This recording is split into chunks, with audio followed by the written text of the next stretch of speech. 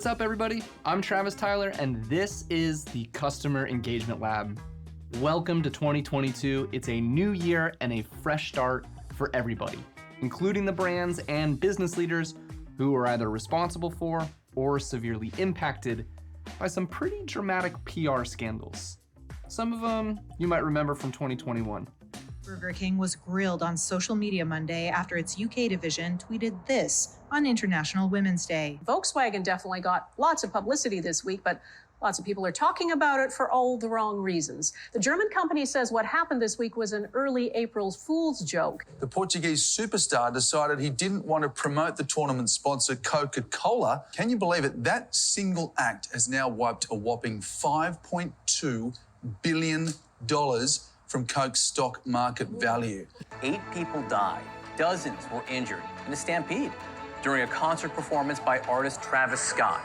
So what did we learn from all of this unfortunate madness? Well, I for one learned that it sucks because my middle name is Scott, and I think you might get it from that last clip. But anyway, I digress.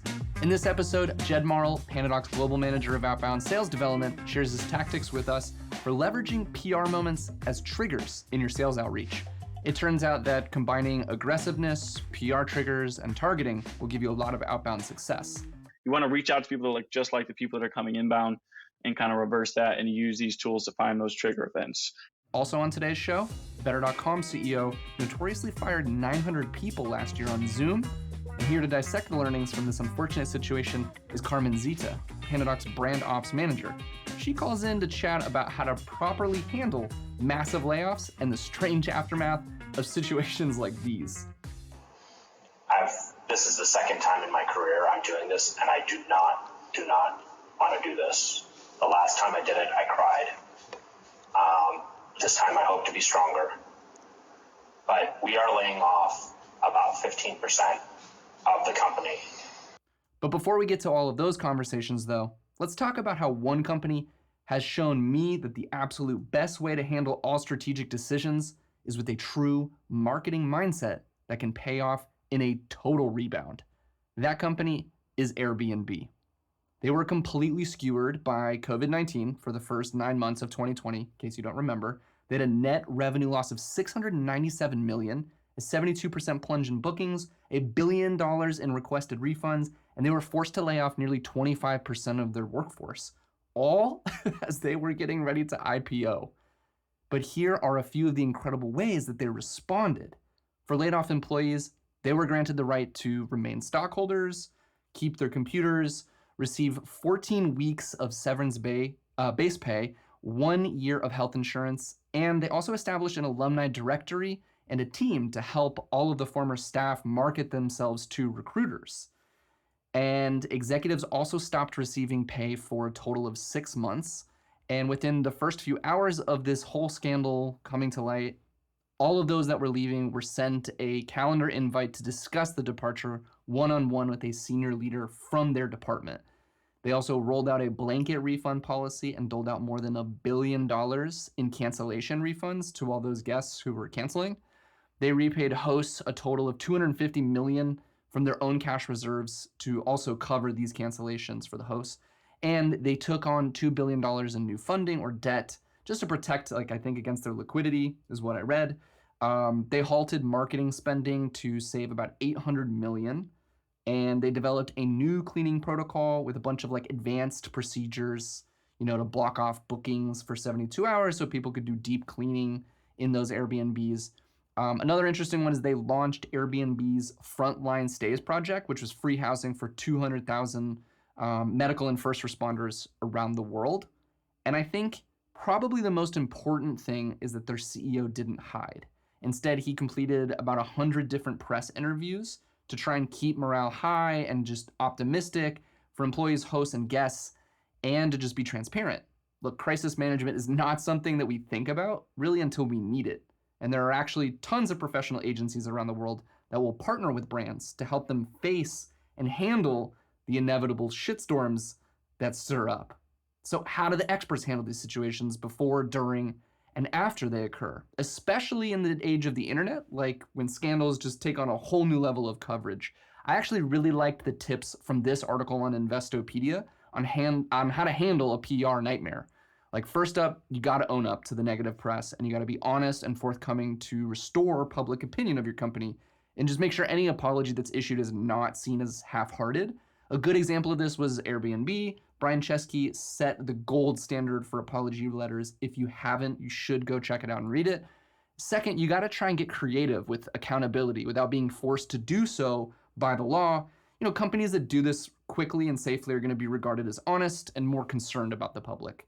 Next, you just got to try and stick it out and just stay the course, especially on any commitments or promises that you've made to try to repair the faults.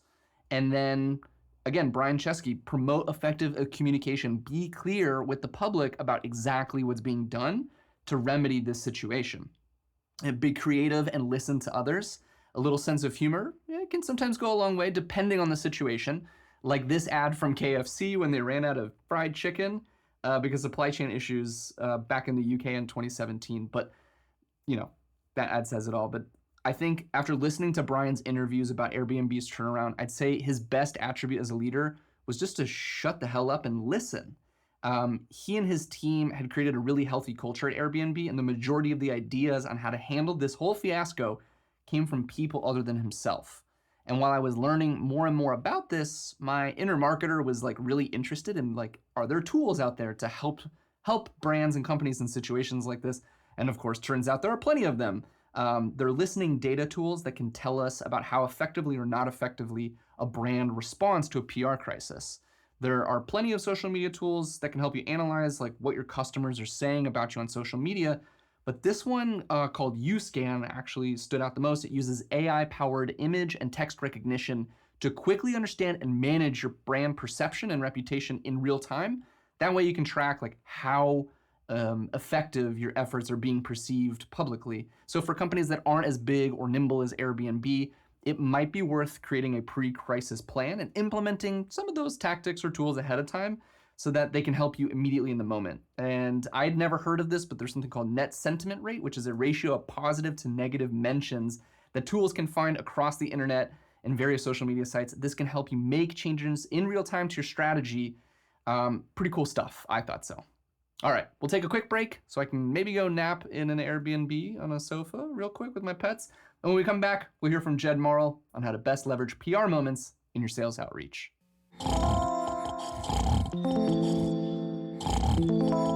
If you don't follow Jed on LinkedIn, you really should. He's got an awesome sales newsletter called Practical Prospecting. It has all of these really creative campaigns that Jed experiments with and lots of information that you can use to test out in your own outbound sales tactics. Jed recorded this clip to explain his tactics to me on how to use trigger moments in your research before you even reach out to a prospect. All right, so let's talk about trigger events and how you can use these to make your prospecting a little more relevant, targeted, and obviously get more replies, meetings booked. So what is a trigger event? Basically, some common examples are accounts that just recently had a new senior leadership change, companies where certain people were promoted into the personas that you call into, or companies where they just hired X amount of people in the department you sell to. So these are all things that happen within a company that you can track from tools like Sales Navigator, ZoomInfo, and several others. And then you can get notified when these events happen, and then use them to make your prospecting a little more targeted. The way you find common trigger events for your product or service is by looking at the inbound leads you have and then trying to find patterns from the people that come inbound, right? So if a lot of people that are coming inbound are people that just joined a new company, then there you go. That's a trigger event. You want to reach out to people just like the people that are coming inbound and kind of reverse that and use these tools to find those trigger events. Now, if you sell into, say, like the enterprise space where there's lots of PR and recognition and media stuff that's happening with these companies, you can use that and spin that into your outreach. Now, I wouldn't necessarily use that for something like, say, the better.com situation. I think it would take a particularly good SDR or salesperson to try to spin that kind of negative situation into a positive thing and book a meeting. But say on the flip side, right, it's a massive company, right, and they're opening up a new location and they need to hire 900 people instead of laying off 900 people. Think about how that relates to your product and how you can spin that into kind of like a relevant value prop. So for example, if that was myself, selling PandaDoc, right, and say they were about to hire 50 salespeople, I could say something like, "Hey, I noticed you're about to hire 50 salespeople, or you're looking to hire 50 salespeople. With all this growth, is proposal and contract automation top of mind for you, as you continue to scale?" And so just think about those same things when you see these PR events happening, when you see these trigger events. Think about how you can reverse that and tie it into your value proposition, and just make your prospecting and your messaging much more relevant. I think what I liked most about this clip was Jed's idea to use these inbound triggers to understand what moments bring customers inbound and then flipping that in an outbound way. It's just a really smart way to go after your specific industry or ICP. So for all my salespeople out there, remember PR scandals, moments, whatever you want to call them, they don't have to just be something that marketing pays attention to. It's something that you can leverage on any team if you do it right. And now let's wrap up the episode with my favorite brand critic, Carmen Zita, the brand ops manager here at PandaDoc. Carmen, what is up? What up, Travis? How you doing? I'm good. Look, I understand that a few months ago, you were pretty heated about the Better.com layoff that happened. Do you mind giving us a bit of context and how that ended up becoming so viral? Yes. So the CEO of Better.com, if you missed it, laid off 900 of his employees over a Zoom call. And apparently he didn't realize that someone would record this and this would go up on the internet and go viral and make him look terrible. And then his response, which was kind of the best, was to go on PTO himself after he did it. So that in shows all fairness, true remorse. It takes a lot of work to fire 900 people at once on a 5-minute Zoom call. So much work to fire 900 people. It's exhausting. So I'm actually going to play a clip for everyone to watch here, and I'll pull it up right now. If you're on this call, you are part of the unlucky group being laid off. Your employment here is terminated effective immediately. It's been a really, really challenging decision to make. This is the second time in my career I'm doing this, and I do not want to do this. The last time I did it, I cried. All right, well, that was pretty awkward and terrible, just like you described. I mean, you didn't hear the sincerity in his voice between reading his apology? He needed a script to be like, the last time I did this, I cried. Insert human emotion. I'm so sorry. Like that's like all that was missing from that. Cue the tears. But I think there were a few other mishaps that this CEO has a track record a little bit. And Yep. I think there was another shenanigan you wanted to share with me. So after this whole debacle, more trash started coming out of the garbage. And he apparently is the type of leader that leads by fear, which is really unfortunate. It's just another kind of classic story of old school corporate mentality, leading by fear, treating people like crap. I'm rich, I don't care. And here's a fun, I don't know where he sent this, if it was like in one of their company chats, but here it goes. This was to him and his team, in all caps, like his mom wrote it for him. Hello, wake up better team. You are too damn slow. You are a bunch of dumb dolphins, and dumb dolphins get caught in nets and eaten by sharks. So stop it, stop it, stop it right now. You are embarrassing me. No exclamation points, surprisingly. All caps, no exclamation points. So to be honest with you, I'm not sure how he was feeling when he wrote that. The choice of dolphins? Just why Dumb them? dolphins. By the way, dolphins are one of the smartest animals in the ocean, if not the smartest animal in the ocean. I don't know what his beef is with dolphins, and maybe because I'm a Floridian, but I'm like, back up. Back up off the dolphins. Not the team, the animal. Fuck the team, but the dolphins. So yeah. It sounds like all in all, Yep. pretty much a shit show. 100%. And if you were a PR consultant or you were, God bless you, you were working on the executive team at Better.com, what could you do to remedy the situation, if there's anything to do? Like maybe something to just have people gain their trust again, because CEOs have messed up before. What would you recommend? Well, what they did do was the obvious, apology. I could have done better. And then if I'm not mistaken, his marketing VP, and I think someone in HR, some of his executives just straight up quit, because even they just kind of threw their hands up. They're like, I don't know what to do with this. So they just kind of left.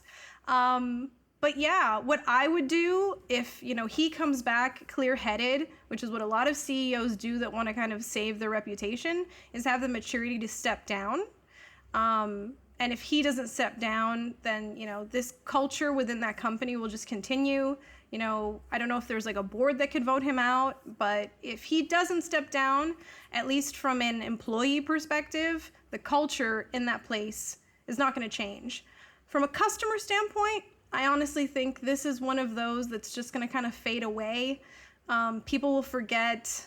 They're not going to lose a lot on this, because it is it's not like, oh, my, ride share company funded a certain candidate I don't like, and now I'm going to pick the competitor ride share, right? This is like, oh, this platform can get me the best rate on my mortgage, and that's more important to me than this guy's moral compass, right? That's a big purchase. You save a lot of money if you go the right route. You're not just going to pick another company because of their morals when it's money in your pocket, unfortunately. But capitalism, that's what we're dealing with.